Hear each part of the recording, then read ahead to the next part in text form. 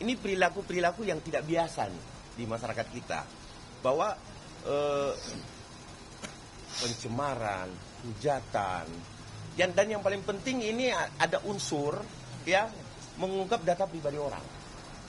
Ya, nah, ini nanti lebih lanjut kami akan menyampaikan kepada penyidik bahwa ini perilaku ini apakah diperkenankan oleh aturan dan perundang-undangan. Ya, nah, jadi ada perilaku yang tidak biasa, yang biasa dilakukan oleh orang-orang yang biasa, yang tidak seperti biasanya, ya perilaku ini. Sehingga ini perlu betul-betul kita untuk memberikan edukasi, pembelajaran terhadap masyarakat Indonesia bahwa demokrasi hukum di Republik ini tidak boleh terkebiri dengan hal-hal yang perilaku yang tidak biasa-biasa saja. Oke? Bukti apa aja Pak dalam pemeriksaan? Nanti kita lihat apakah ini diterima buktinya, ya. Kita akan sampaikan nanti setelah kami lakukan kunjungan kepada penyidik, ya. Silakan Pak Ketum. Oke, Nah, jadi public defender ya. Sebagai warga negara yang baik, kita datang dipanggil dengan baik untuk memberikan keterangan. Jadi semua keterangan kita akan berikan yang terbaik. Kita akan buktikan bahwa apa yang kita beri adalah benar dan tepat. Dan saya yakin bahwa proses hukum tidak akan bermain-main. Semua akan berjalan dengan baik. Jadi tolong kawali, kita sama-sama kawali apa yang kita laporkan, semua akan berjalan dengan baik. Kita yakin itu karena semuanya sudah disetting begitu rapi sehingga hari ini hari yang terbaik untuk kita buktikan secara hukum. Terima kasih. Pasal-pasal apa aja sih Pak?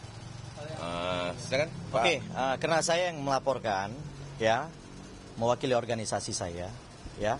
Yang jelas yang advokat public defender, yang jelas yang kami laporkan ini adalah delik umum atau biasanya umumnya disebut delik murni. Delik murni.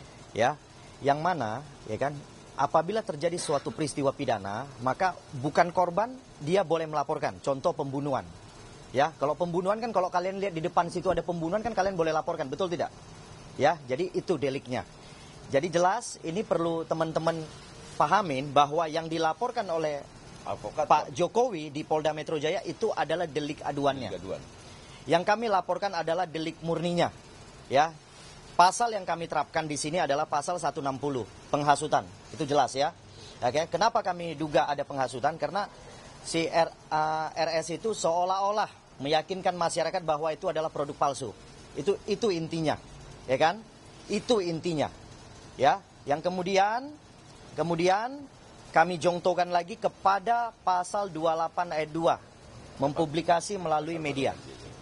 Oke, media online. Ya, YouTube ataupun yang lain-lain. Ya, kemudian nanti kami lihat dalam pemeriksaan, pastinya kami akan menambahkan pasalnya. Ya, tapi pasal itu kami belum bisa sampaikan sekarang. Ya, kami belum bisa sampaikan karena nanti pada saat pemeriksaan aja. Nah, pada saat pemeriksaan kita akan lihat memang apabila ada terkait terhadap unsur yang nanti kami mau nambahkan pasalnya, maka kami akan tambahkan. Oke? Ada yang mau ditanyakan? Silakan teman-teman. Intinya bahwa pasal yang kita terapkan adalah pasal-pasal yang memang delik murni. Ya, absolute offenses. Ya, absolute offenses. Jadi berbeda antara kuasa hukum Pak Jokowi dengan kami, advokat public defender, kita menerapkan pasal yang pastinya absolute offenses. Ya, ini untuk penambahan pasalnya. Itu bocorannya ya. Tapi nanti kita akan sampaikan setelah perkembangan pemeriksaan. Pak, Oke, ada lagi? Tapi dalam laporan ini apakah sudah sowan ke pihak atau ke Pak Jokowi sendiri Pak terkait ini pertanyaan bagus. Nanti yang jawab ketua umum Ketua umum tuh. yang jawab. Nah, itu rencananya tuh Pak, biasanya memang. Seperti apa tuh? Rencananya kita akan berkunjung kepada korban. Jadi kita akan langsung ke Solo nanti. Ya, sabar menanti. Semua kita akan berikan informasi yang tepat. hari ini Pak? Itu aja ya. bukan hari ini pertemuan sama Jokowi, bukan Jokowi. Nanti Pak Ketum kita akan meminta mengatur waktunya. Pastinya kita akan atur waktunya. Yang pastinya sudah lakukan komunikasi. Ya, komunikasi sudah terjalin. Cuman kita atur waktunya karena kan LBH itu ya kalau LBH ataupun ada sesuatu yang sifatnya kasusnya itu adalah absolute offenses, maka memang wajib setiap penegak hukum itu wajib berkunjung kepada korban, tidak harus kuasa hukumnya. Ya, ada lagi yang perlu ditanyakan? Ada berapa item bukti yang akan mau diserahkan, Bang? Berapa kemarin? Sekitar 16, nanti kita lihat ya apa yang gitu ya, berapa banyak yang diterima. 16 terus ada 9 video. Ya. Yang kami anggap itu masuk dalam tindak delik murni ya, atau absolute offense. Ya. Ada tadi disebutkan kan tidak biasa-biasa saja. Ya. Nah, memang dampaknya apa, Bang? Buat mungkin di sini melihat masyarakat, mungkin dari Peradi Bersatu sendiri dan mungkin dari kawan-kawan advokat. Nah, ini menarik. Ini saya suka nih pertanyaan ini. Nah, jadi gini. Pertanyaannya masuk semua nih. Jadi kenapa ada apa sih dampaknya? Dampaknya adalah hari ini saya menjadi ragu sebagai warga negara Republik Indonesia terhadap keaslian ijazah Jokowi. Hari ini saya menjadi ragu. Kawan-kawan yang berdiri di sini, teman-teman advokat public defender merasa ragu. Tapi kami yakin betul 90% proses yang terjadi di TPU, laporan TPUA di Mabes Polri, dan kami yakin betul bahwa ijazah itu asli. Kenapa? Karena kami lihat dan kami telaah juga beberapa hari ini. Nah, itulah dampak yang kami terima, bahwa ada ketidakjelasan sehingga ketertarikan seseorang atau aparat penegak hukum untuk melihat apakah ini benar apa enggak. Seperti itu teman-teman. Di sini teman-teman ada yang 100% yakin ijazahnya Pak Jokowi Palsu. Asli enggak? Enggak, asli dulu. Asli dulu. Ada yang 100% dari dampak ini? Menjadi bertanya-tanya kan?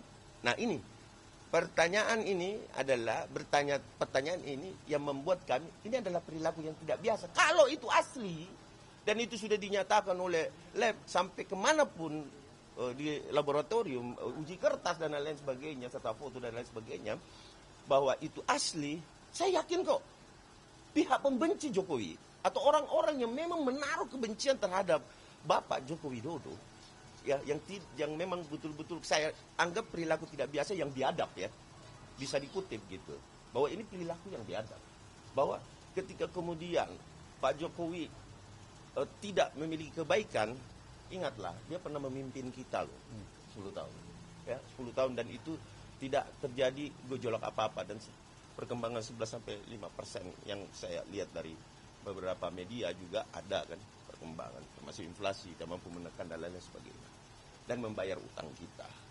Ini harusnya kita hargai. Walaupun demikian Pak Joko Widodo itu mantan presiden loh, ya, presiden ke-7 loh, ya. Kenapa presiden ke-6, presiden ke-5, presiden ke-4, kok nggak masalah ya? Kok nggak ada perilaku yang tidak biasa terhadap mereka ya? Ada apa ya di Republik ini? Ada yang sedang tidak baik-baik saja, atau ada orang yang memang menanam dendam atau kebencian secara personal sehingga mengembangkan perpecahan di antara masyarakat kita. Udahlah, marilah kita bangun Republik ini bersama-sama dengan baik, santun dan penuh tanggung jawab yang baik. Saya rasa pemerintahan Prabowo Gibran, kita lihat ke depannya banyak sekali program-program unggulan yang itulah yang harusnya kita protes ketika kemudian program-program itu betul-betul tidak berjalan sesuai dengan apa yang kita inginkan gitu. Ya, ada lagi? Bang, tadi Ya. dari tim Jokowi, kalau dari dialog audiensi dengan teman-teman Belum.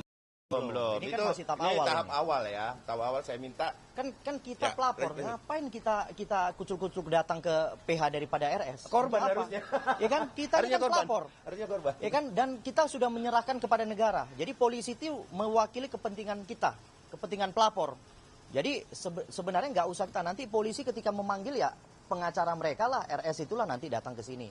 ya kan, untuk memberikan misalnya surat penundaan atau apapun itu, ya itulah kepentingannya pengacara ya dalam mewakili kliennya gitu. Tapi kami pastikan laporan ini akan lebih cepat dari Polda Metro Jaya, saya pastikan itu. Dan satu lagi ya, saya mau kasih tahu teman-teman, implikasinya ini besar sekali. Karena kenapa? Satu, keluarga saya yang tadi mau kuliah di UGM jadi ragu. Jadi udahlah nggak usah lah, nanti palsu pula ijazahnya kan gitu. Ya, terus yang kedua, kalau terus diyakinkan masyarakat, ya, ini perlu dicamkan ini ya, diyakinkan masyarakat bahwa ijazah Pak Jokowi itu palsu oleh RS dan kawan-kawan, besok-besok udah yang lamar jadi presiden SMA pun udah bisa. Kan gitu kan? Kalau mereka faktakan terus, seolah-olah ini palsu, masyarakat semua yakin. Kalau gitu nggak usah ada yang kuliah lagi lah. Kalian teman-teman nggak usah kuliah, SMA pun bisa jadi presiden kok besok-besok. Nah itu implikasinya besar sekali. Ya, besar sekali implikasinya. Itu demikian dari saya. Ada lagi tambahan? Kalau Pak Jokowi sendiri berani bawa ijazahnya ke Polri, itu berarti beliau yakin 1000%. Tidak mungkin itu palsu barang dibawa ke sini. Kalau barang palsu dibawa itu bunuh diri namanya. Pelapor bunuh dirinya sendiri. Bunuh diri, ya betul. Itu saja. Ya. Terima kasih. Nah, jadi ini dampaknya ya teman-teman. Nah, ada lagi? Dampaknya ngeri kan? Ada lagi nggak? Kami masuk dulu ya. Ada lagi ya, udah ya. Oke. Nanti habis masuk baru kita habis kita diperiksa lah ya. Item nggak bisa di-spill sedikit. Nanti merusak pemeriksaan. Jangan. Ini dia ya. Ini dia ya. Oke, jangan ya. Oke. Oke teman-teman.